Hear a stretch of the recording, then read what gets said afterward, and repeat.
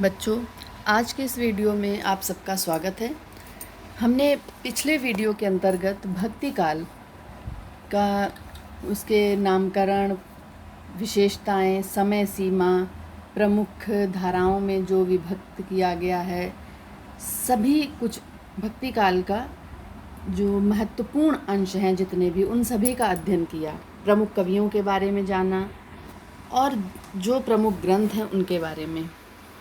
अब भक्ति काल के पश्चात तीसरा युग, जो इतिहास का काल विभाजन है हिंदी साहित्य के इतिहास का, उसमें तीसरा युग, तीसरा पड़ाव है रीतिकाल। और कुछ विद्वानों ने, जिन्होंने 3 भागों में बांटा, आदिकाल, मध्यकाल और आधुनिक काल, तो उन्होंने मध्यकाल का ही दूसरा भाग उत्तर मध्यकाल यानी रीतिकाल। देखिए, मानव स्वभाव होता है कि वो एक ही सोच या एक ही विचारधारा अधिक समय तक नहीं बनाए रख सकता। जैसे आदिकाल में युद्धों का वर्णन हो रहा था, युद्धों के साथ साथ राजाओं की प्रशंसा के गीत गाए जा रहे थे, कहीं कहीं श्रृंगारिकता का भी देखने को वास मिल रहा था। तो ये सारी परिस्थितियाँ लगातार, मनुष्य नहीं, कोई भी परिस्थिति हो, अच्छी हो बुरी हो, वो लगातार मानव के मस्तिष्क में नहीं रह सकती। यही कारण हुआ कि जो भक्ति काल में हिंदी काव्य प्रौढ़ता को प्राप्त हुआ, आदिकाल में जो कमियां थी भक्ति काल में वो पूरी हो गई। साहित्य संबंधी जो भी आवश्यक तत्व थे वो भक्ति काल में संपूर्णता को प्राप्त होने की ओर बढ़ चले। भक्त कवियों ने अपने आराध्य के लीला वर्णन में लौकिक रस का जो क्षीण रूप प्रस्तुत किया, वो उत्तर मध्यकाल के राजनीतिक, सामाजिक, सांस्कृतिक अनुकूल परिस्थितियों को पाकर पूर्ण एकता परक, प्रधानतः श्रृंगार रस के रूप में विकसित हुआ।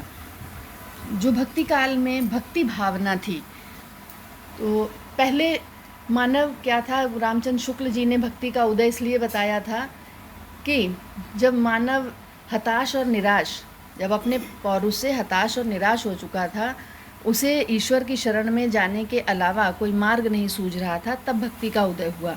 अब भक्ति भी जब चरम सीमा को पहुंच गई, 1318 से लेकर 1643 ईस्वी तक भक्ति काल चला। और इतने वर्षों में भक्ति जब चरम सीमा तक पहुंच गई और जो तत्कालीन परिस्थितियां बनी, जो मुगल आक्रमण उस समय शुरू हुए थे, भक्ति के आरंभ के समय मुगल साम्राज्य स्थापित हुआ था, वो मुगल साम्राज्य बढ़ते बढ़ते पूरे देश में लगभग फैल गया। और मुगल साम्राज्य में मुगल शासकों ने राजपूतों से हाथ मिलाया, उन्हें अपना विश्वास पात्र बनाया, और राजपूतों ने भी मुगलों के विश्वास पात्र और स्वामी भक्त सेवक होकर दिल्ली के शासन की अधीनता स्वीकार कर ली, कुछ राजपूतों ने, और कुछ विद्रोह करने लगे। तो ये युग वह युग था जब कवियों के पास वही आदिकाल की तरह अपने आजीविका के साधन नहीं थे, तो उन्होंने राजाओं के आश्रय में रहकर अपना जीविकोपार्जन का तरीका निकाला।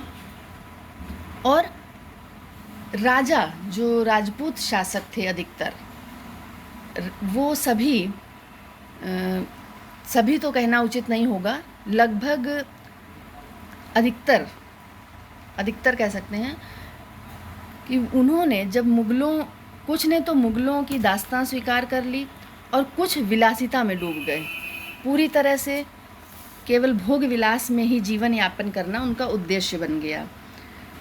तो ऐसे समय में कुछ कवियों ने उनकी विलासिता को बढ़ाने का कार्य किया, उनके समक्ष श्रृंगार के विभिन्न प्रकार के दोहे और रचनाएं लिखकर, और कुछ ने उन्हें सचेत करने का कार्य किया, उन्हें जागरूक करने का कार्य किया, उन्हें ये बताने का कार्य किया कि ये समय नहीं है, अगर ऐसा ही रहा तो कभी भी मुग़ल यहाँ से दूर नहीं जा पाएंगे, मुग़लों का साम्राज्य हमेशा के लिए स्थापित हो जाएगा।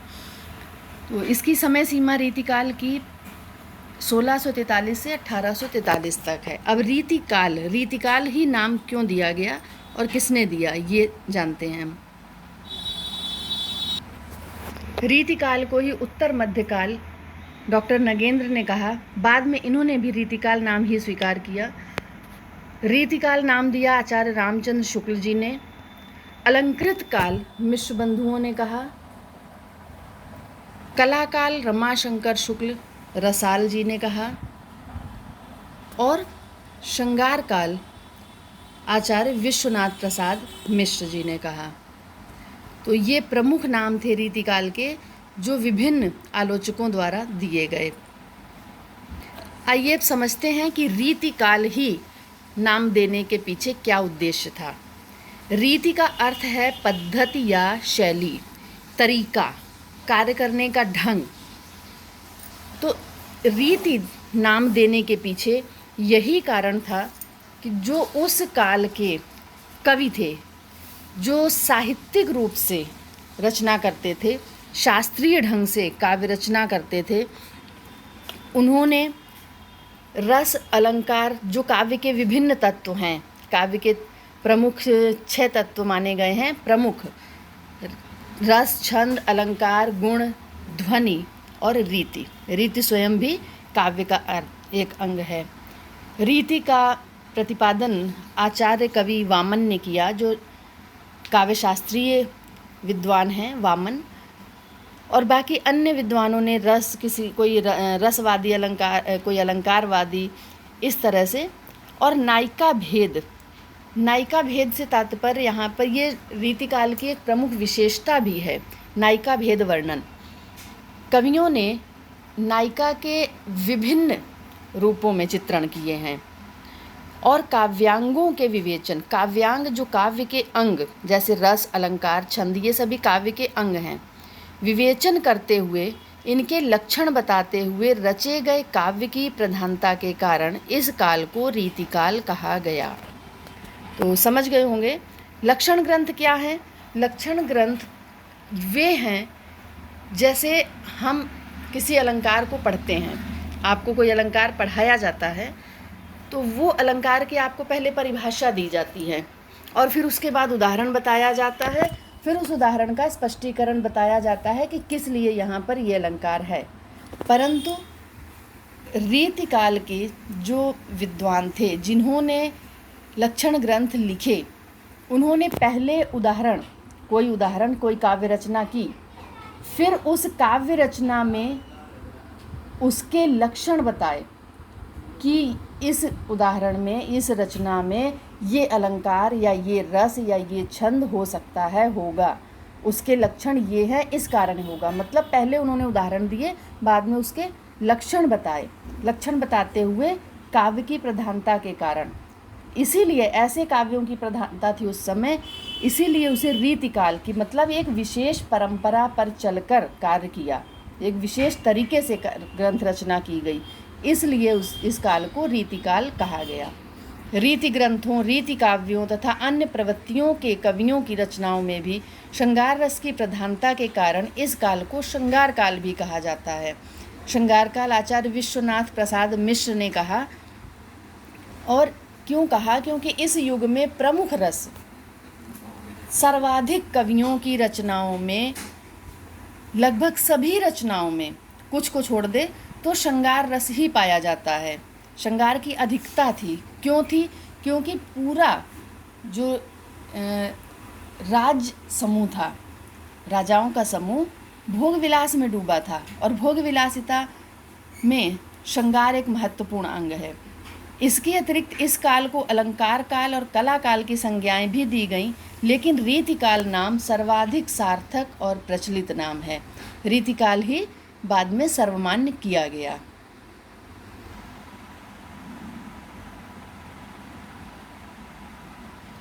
रीतिकाल भक्ति और श्रृंगार की दोनों को बांटने वाली एक विभाजक रेखा सिद्ध हुई। क्यों? कारण ये है कि भक्ति काल में भी श्रृंगार रस था। उदाहरण के लिए हम मीरा को लेते हैं कि मीरा की रचनाओं में श्रृंगार पाया जाता है, श्रृंगार रस की अधिकता पाई जाती है, परंतु वो श्रृंगार जब हम देखते हैं, वहाँ मीरा कृष्ण को पति मानकर आराधना करती हैं। अपना प्रिय मानकर आराधना करती हैं, सर्वस्व मानकर। वो भक्ति में डूबी हुई हैं मोक्ष की कामना से। परंतु जो रीति काल में श्रृंगार है वो मोक्ष की कामना का नहीं, वो भोग की कामना का है। यहाँ पर कवि राजाओं की जो विलासितापूर्ण जीवन था उनका, उसमें एक तरह से बढ़ोतरी के कार्य के लिए श्रृंगार की रचना करते हैं, श्रृंगारपूर्ण रचनाएं करते हैं। बहुत बार कई कवियों ने राधा कृष्ण के चरित्र एवं दाम्पत्य जीवन के विविध प्रतीकों का सहारा लिया गया। इतना ही नहीं, भक्ति काल में कबीर जैसे बीहड़ कवि, कबीर को बीहड़ कवि भी कुछ विद्वानों ने कहा, क्योंकि वो सीधे सीधे मुंह पर बात बोलते हैं। वो किसी एक पक्ष को लेकर नहीं, निष्पक्ष होकर अपनी बात कह देते हैं। चाहे वो दोनों उस भक्ति काल के जो प्रमुख धर्म थे, हिंदू और मुस्लिम दो ही धर्म उस समय प्रमुख थे, दोनों धर्मों को स्पष्ट शब्दों में वो एक तरह से फटकारने का कार्य करते हैं। तो वो भी कहीं कहीं पर श्रृंगार से बच नहीं पाए। हालांकि उनका जो प्रमुख रस है वो शांत रस था, भक्ति रस था, परंतु कहीं कहीं पर वो स्वयं को यानी जीवात्मा को पत्नी मानकर और परमात्मा को पति मानकर, जो कि संत काव्य की एक विशेषता थी, संत कवियों की, ज्ञानाश्री शाखा के जितने भी कवि थे उसमें स्वयं को, जीवात्मा को पत्नी और परमात्मा को पति माना जाता था, पति रूप में आराधना। और उसी का उल्टा प्रेमाश्रय काव्यधारा में नायक यानी कि जीवात्मा को पुरुष और परमात्मा को स्त्री रूप में, नायिका रूप में चित्रित किया जाता था। और तो और मर्यादावादी तुलसी भी, तुलसी को बहुत ही मर्यादावादी कवि कहा जाता है। उनका रामचरितमानस मर्यादा से सराबोर है। कोई भी रिश्ता हो, किसी भी हर प्रकार के संबंधों को मर्यादापूर्ण ढंग से उस ग्रंथ में उन्होंने दर्शाया है। वो भी श्रृंगार का वर्णन कहीं कहीं पर कर गए हैं। वो भी इस दाम्पत्य जीवन की जो निकटता है उसे व्यक्त करने के लिए कामी ही नारी प्यारी जिम, कामी ही, यहाँ पर हा करिए, कामी ही नारी प्यारी जिम, ऐसी उपमाएं वो भी दे जाते हैं। कालांतर में, बाद में, भक्ति काल में तो जो राधा कृष्ण एक भक्ति का माध्यम थे, बाद में कुछ समय के बाद जब रीति काल आते आते क्या हुआ, अपने रूप से हट गए और महज दाम्पत्य जीवन के प्रतीक बनकर रह गए। भक्ति और प्रेम की संपूर्ण एक संपृक्त अनुभूति में भक्ति क्रमशः क्षीण पड़ती गई। धीरे धीरे क्या हुआ कि उसमें से भक्ति हटती गई और प्रेम श्रृंगारिक रूप में केंद्र में आ गया। भक्ति काल का रीति काल में रूपांतरण की यही प्रक्रिया है कि भक्ति काल रीति काल में कैसे बदल गया। उसका यही एक कारण, यही माध्यम रहा कि जो श्रृंगार पहले भक्ति का माध्यम था, वही श्रृंगार दाम्पत्य का प्रतीक बन गया। और विद्वान कवियों ने, जो रीति काल के कवि थे, उन्होंने तो यहाँ तक लिख डाला कि राधा कन्हाई सुमिरन को बहानो है, कि राधा कृष्ण की भक्ति केवल स्मरण का एक माध्यम है, केवल बहाना है। वो उससे भक्ति नहीं कर रहा है कवि मनुष्य, वो केवल एक दर्शा रहा है कि जैसे राधा कृष्ण का प्रेम, उसी प्रकार से श्रृंगार का रूप यहाँ दर्शाया गया। रीति काल का वर्गीकरण किया गया, जैसे भक्ति काल आदिकाल का किया था हमने, वैसे ही सबसे पहले दो धाराएं थी, एक रीतिबद्ध, दूसरी रीति मुक्त। फिर बाद में विद्वानों ने इसी में से, रीतिबद्ध में से ही कवियों को कुछ को अलग किया, उन्हें रीति सिद्ध में रखा गया। अब हम तीनों का अलग अलग विश्लेषण करेंगे, तीनों के बारे में समझेंगे कि रीतिबद्ध क्या है, रीति मुक्त कवि किन्हें कहा गया और रीति सिद्ध कवि किन्हें कहा गया, क्यों कहा गया। सबसे पहले रीतिबद्ध कवि, जिन कवियों ने शास्त्रीय ढंग पर लक्षण उदाहरण प्रस्तुत कर अपने ग्रंथों की रचना की।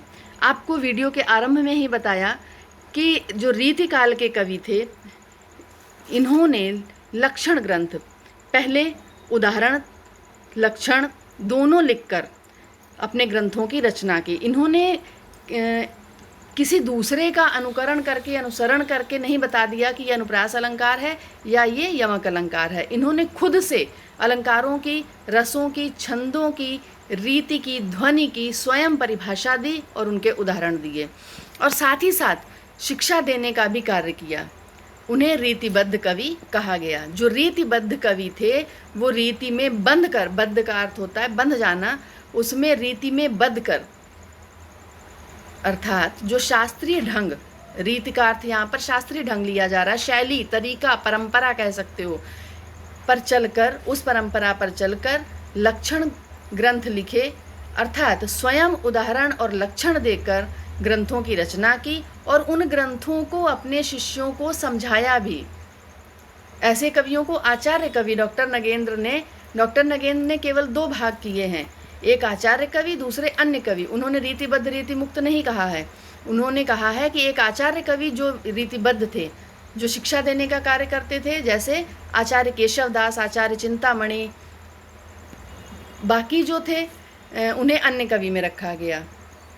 तो यहाँ पर बहुत सारे रामचंद्र शुक्ल जैसे विद्वानों ने जो बताया है वो यहाँ पर बताया जा रहा है कि रीतिबद्ध कवि यही थे जिन्होंने लक्षण ग्रंथों की रचना की और साथ ही उन्हें शिक्षा देने का कार्य किया, अर्थात पूरी तरह रीति में बंधकर कार्य किया। इन कवियों में प्रमुख नाम हैं केशवदास। केशवदास को कुछ विद्वान भक्ति काल में, जैसे रामचंद्र शुक्ल जी हैं, ये केशवदास को भक्ति काल का कवि मानते हैं। इनकी रचना रामचंद्रिका के कारण, रामचंद्रिका जैसे रामचरितमानस है राम भक्ति का ग्रंथ, वैसे ही रामचंद्रिका भी राम भक्ति का ग्रंथ है। इसलिए रामचंद्र शुक्ल ने कहा कि इन्हें भक्ति काल में रखना ही उचित होगा। उन्होंने चिंतामणि से रीतिकाल का आरंभ माना है, चिंतामणि को पहला कवि, जबकि अन्य विद्वानों ने केशवदास को पहला कवि माना है। भिखारी दास का नाम रीति सिद्ध में बाद में कर दिया गया, इसको यहाँ से हटा दीजिए। भूषण रीतिकाल के ऐसे कवि हुए हैं जिन्होंने रीतिबद्ध होते हुए भी रीति परंपरा से हटकर वीर रचनाएं लिखी। इन्होंने वीर रस प्रधान रचनाएं लिखी हैं। मतिराम, जसवंत सिंह, सुखदेव मिश्र और भी अनेक सारे कवि हैं, प्रमुख नाम यहाँ दे दिए गए हैं। अब रीति सिद्ध कवि, जिन कवियों ने किसी लक्षण ग्रंथ की रचना तो नहीं की, किंतु काव्य रचना करते समय उन्होंने शास्त्रीय परंपरा को ध्यान में रखते हुए उसका पालन अवश्य किया, ऐसे कवियों को रीति सिद्ध कवि कहा गया। मतलब ये कि जो रीतिबद्ध कवि थे उन्होंने स्वयं से उदाहरण लिखे, फिर उसके लक्षण बताए और फिर ग्रंथ रचना की उन्हीं को लेकर। रीति सिद्ध कवियों ने, इन्हें पूरी जानकारी थी, ऐसा नहीं है कि इन्हें अलंकार नहीं आते थे, पता नहीं था परिभाषाएं या छंद के लक्षण नहीं पता थे, इन्हें पूरी जानकारी थी, परंतु कोई भी लक्षण ग्रंथ इन्होंने नहीं लिखा। परंपरा का निर्वाह पूरा किया है, रीति में बंधकर रचनाएं की, लेकिन क्या किया, लक्षण ग्रंथ नहीं लिखा, इसलिए इन्हें रीति सिद्ध कवि कहा गया। इनमें से प्रमुख हैं बिहारीलाल, भिखारीदास, कृष्ण कवि, रसनिधि, द्विजदेव, सेनापति, पजनेस, वृंद, नेवाज आदि। ये प्रमुख कवि यहाँ पर दिए गए हैं। तो रीति सिद्ध कवि आपको समझ में आ गए होंगे। अब आगे हम बढ़ते हैं रीति मुक्त कवि। रीति मुक्त कवि वे हैं जिन्होंने ना तो लक्षण ग्रंथों की रचना की, ना ही लक्षण ग्रंथों की रीति से बंधकर अपनी रचनाएं की। मतलब जैसे रीतिबद्ध कवियों ने रचनाएं की, रीति सिद्ध कवियों ने रीति में रचनाएं नहीं की, लेकिन बंधकर चले, वो उसी परंपरा पर चले। इन्होंने क्या, पूरी तरह से स्वतंत्र, स्वच्छंद भाव से, ना तो इन्होंने इन्हें जानकारी पूरी थी, किंतु ना तो लक्षण ग्रंथों की रचना की और ना ही ये परंपरा में बंधकर चले, किसी रीति में बंधकर नहीं चले ये। इस प्रकार रीतिकालीन कविता के दौर में भी ये लोग परंपरागत शैली से हटकर स्वच्छंद रूप से रचना करते रहे। रीतिकाल में एक ओर तो रीति का अनुपालन करने वाले कवि थे जो लक्षणों के अनुसार नक्षिक वर्णन में लगे थे। नक्षिक वर्णन जो मतलब छोटी छोटी बातों का वर्णन करना। वहीं इसके विपरीत रीति मुक्त कवियों ने संस्कृत साहित्य से सुंदरी के लक्षण न लेकर प्रेम और श्रृंगार की अभिव्यक्ति के लौकिक रूप को महत्व दिया। इन्होंने जो संस्कृत में सुंदरी मतलब जो नायिका के लक्षण दिए जाते हैं संस्कृत काव्य शास्त्र में, उनको ना अपनाकर, उन्हें अपनी रचनाओं में ना लाकर, इन्होंने जो आम समाज में जो हो रहा है उस प्रेम और श्रृंगार की मतलब प्रेम कथाओं को इन्होंने अपनी रचनाओं में जगह दी। इनका प्रेम लौकिक था, मतलब वास्तव में ये किसी से प्रेम करते थे और उसी को इन्होंने आधार बनाकर रचनाएं लिखी। सरल भाषा में हम कह सकते हैं ये, जो भारतीय पद्धति में एक नई चीज़ के रूप में देखा जा सकता है। रीति मुक्त कवियों में और विशेषता कि राधा और कृष्ण की लीलाओं के गान के बहाने नहीं, जैसा कि रीति से बद्ध कवि कहते हैं कि राधा कन्हाई सुमिरन को बहानो है, कि ये कहते हैं कि राधा और कृष्ण की लीलाएं केवल बहाने के लिए नहीं, हमें प्रेम को प्रकट करने का बहाना नहीं, बल्कि व्यक्तिक रूप की स्पष्ट अभिव्यक्ति है, बल्कि ये व्यक्ति का वास्तविक जो प्रेम है हर व्यक्ति के जीवन में, वो वास्तविक रूप में दिखाने का प्रयास करते हैं। भावात्मकता, वक्रता, लाक्षणिकता, भावों की वैयक्तिकता, मार्मिकता, स्वच्छंदता आदि इस वर्ग के कवियों की विशेषताएं रही हैं। इस वर्ग के प्रमुख ये 4 कवि हैं, घनानंद, आलम, बोधा, ठाकुर। अब इसके बाद हम रीतिकाल की प्रमुख विशेषताओं का अध्ययन करेंगे। रीतिकाल की प्रमुख विशेषताएं, सबसे पहली तो रीति निरूपण अर्थात लक्षण ग्रंथों की रचना। बार बार आपको शुरू से बता रही हूँ मैं कि इस युग में रीति ग्रंथों की रचना की गई और वो 3 दृष्टियों से की गई। इनमें प्रथम क्या थी, वो रीति ग्रंथों का निर्माण, जिनका उद्देश्य काव्य के अंगों का परिचय कराना था। कविता का आग्रह नहीं, मतलब कविता के लिए नहीं, बल्कि उन लक्षणों के लिए कविता लिखी। ठीक है। दूसरा था रीति कर्म और कवि कर्म। जो रीति और कवि दोनों के कर्म हैं, जो शास्त्रीय परंपरा है और कविता लिखना, दोनों को मिलाने का काम किया इन्होंने। और तीसरा क्या है कि जो लक्षणों का निर्माण ना करके, तीसरे वही जो मुक्त, पहले का 3 भागों में बांटा गया। मैंने आपको बताया कि पहला भाग वो था कि जिन्होंने कविता के लिए लक्षण नहीं लिखे, बल्कि लक्षणों के लिए, उदाहरणों के लिए कविता लिखी, वो रीतिबद्ध कवि थे। दूसरे कवि वो थे जिन्होंने लक्षणों को तो नहीं बताया, किंतु उन लक्षणों को अपना कर कविता की, वो थे रीति सिद्ध कवि। और तीसरे मुक्त कवि।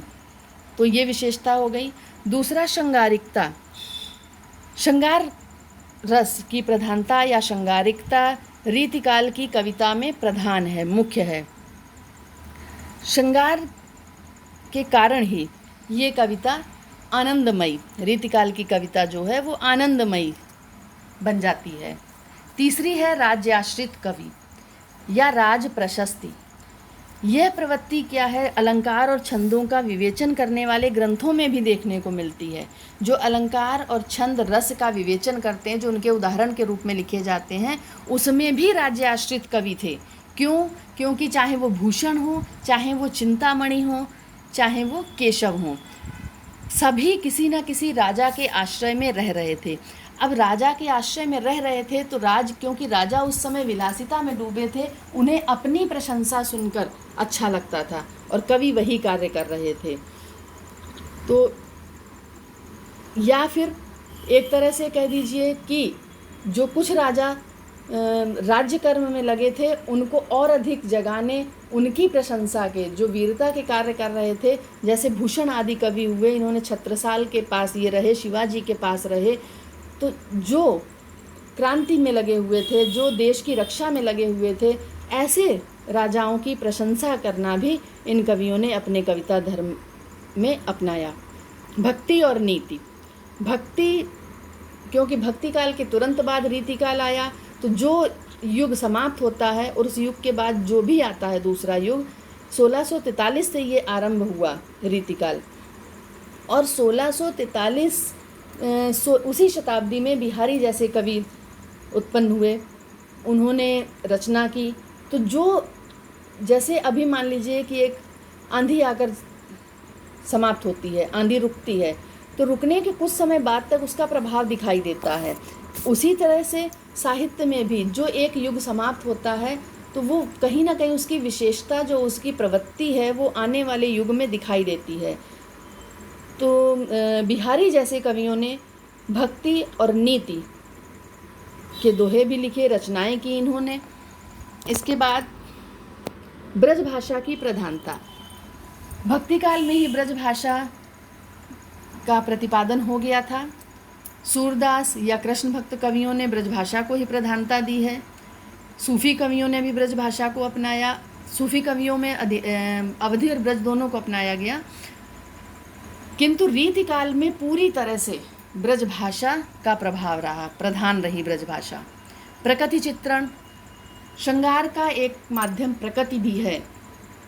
प्रकृति श्रृंगार को बढ़ाने का कार्य करती है। श्रृंगार का अर्थ है रति, श्रृंगार का स्थायी भाव रति, और उस रति में प्रकृति चित्रण आवश्यक है। तो इन कवियों ने प्रकृति चित्रण का भी आश्रय लिया। मुक्तक काव्य की प्रमुखता, भक्ति काल में जो प्रबंध और मुक्तक दोनों लिखे जा रहे थे, किंतु रीति काल में प्रबंध काव्य न के बराबर लिखे गए, मुक्तक काव्य की प्रधानता आ गई। मुक्तक काव्य प्रमुख हो गया, क्योंकि राजाओं के लिए तुरंत छोटे छोटे दोहे या छोटे छोटे पदों की रचना करना कवियों का काम बन गया था। तो अब उतने कम समय में वो मुक्तक प्रबंध काव्य नहीं रच सकते थे, तो कोई ना कोई कविता वो प्रस्तुत कर देते थे, वही मुक्तक। नायिका भेद वर्णन या नारी चित्रण, नारी का एक अलग ही रूप इस युग में दर्शाया गया। नारी को केवल यहाँ पर विलासिता का एक माध्यम दिखाया गया। तो ये थी रीतिकाल की प्रमुख विशेषताएं। आशा है कि सारी विशेषताएं आपको समझ में आ गई होंगी, अब याद नहीं करना पड़ेगा, याद हो गई होंगी स्वयं से ही। अब हम रीतिकाल के प्रथम कवि, पहले आपको बता दिया, फिर से देख लेते हैं। प्रश्न में पूछा जा सकता है आपसे कि रीतिकाल के प्रथम कवि आचार्य शुक्ल जी के अनुसार चिंतामणि और अन्य विद्वानों के अनुसार केशवदास हैं, और रीतिकाल के अंतिम कवि पद्माकर माने जाते हैं। शुक्ल जी के अनुसार रीतिकाल का अंतिम श्रृंगारी कवि द्विजदेव को माना जाता है। तो ये रीतिकाल का संक्षेप में संपूर्ण अध्ययन था। तो आशा है आपको वीडियो समझ में आया होगा। समझ में अगर आ गया है तो लाइक करिएगा, और जो कमी लगे उसे आप कमेंट बॉक्स में बता सकते हैं। धन्यवाद।